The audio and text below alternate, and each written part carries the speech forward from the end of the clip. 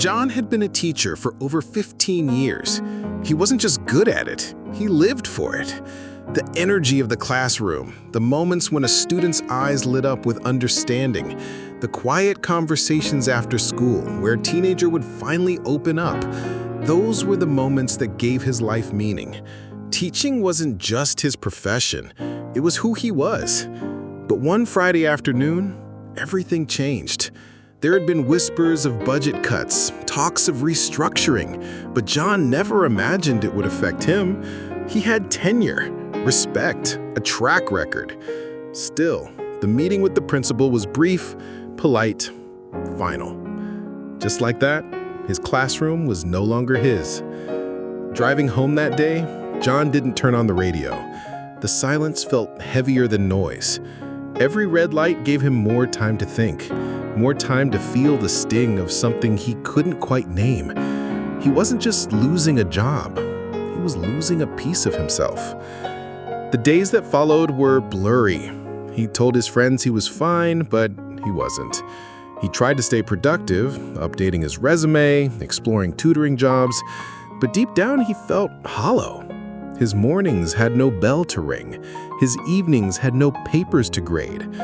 The purpose that had once kept him grounded had vanished. And then, one afternoon, while cleaning out a drawer he hadn't touched in years, he found a stack of old letters, thank you notes from students, drawings from children who had once called him the best teacher ever, messages filled with gratitude from teens who had sat in the back of his class, convinced they didn't matter until John made them feel like they did. One letter caught his attention. It was from a student named Ellie. She had written, "You didn't just teach me how to write essays. You taught me how to believe in myself when no one else did." John sat down on the floor, holding the letter, tears running down his face. But these weren't tears of defeat. They were something else, something like clarity, like hope. That night, he opened his laptop and hit record. He started making simple videos, little lessons, not just about literature, but about life, about how to handle fear, about why failing doesn't mean you're a failure, about the things he wished someone had told him at 16. He uploaded the videos with no expectations, but slowly, views began to grow. People started commenting. A single mother messaged him saying her son, who hated school, watched every video he made. That's when John realized he was still a teacher. The classroom just looked different now. The job he lost hadn't ended his purpose. It had revealed it.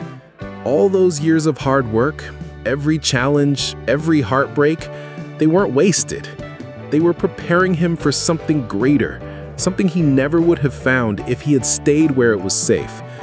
So if you're in the middle of a storm right now, if everything feels like it's falling apart, remember this.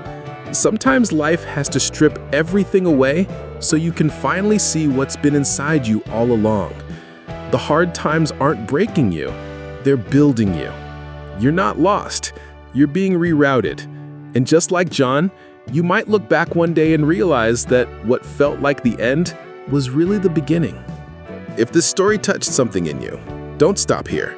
There are more stories waiting to remind you that you're not alone, that healing is possible, and that your purpose is still alive.